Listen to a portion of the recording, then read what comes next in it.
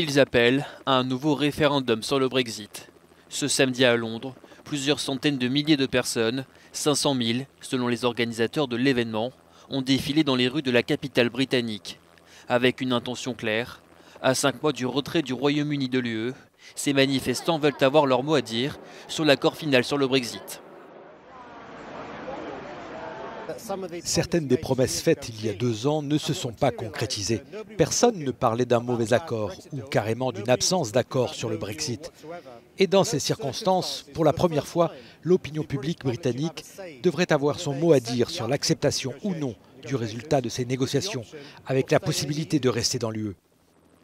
Un doux rêve, déjà balayé d'un revers de main par la première ministre Theresa May, qui estime, comme les eurosceptiques, que les Britanniques ont déjà voté. Malheureusement, et j'étais présent au sommet européen cette semaine, dans des circonstances très humiliantes, Theresa May a accepté de prolonger la période de transition d'1 an. Une nouvelle année où nous ne ferons pas nos propres lois, où nous ne contrôlerons pas nos propres frontières, où nous ne pêcherons pas notre propre poisson.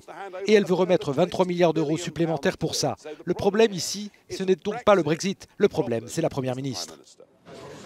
En juin, 100 000 personnes avaient déjà manifesté pour l'organisation d'un nouveau référendum sur le Brexit. Mais les difficultés pour trouver un accord entre Londres et Bruxelles, notamment sur la question de la frontière irlandaise, plongent les Britanniques dans l'incertitude.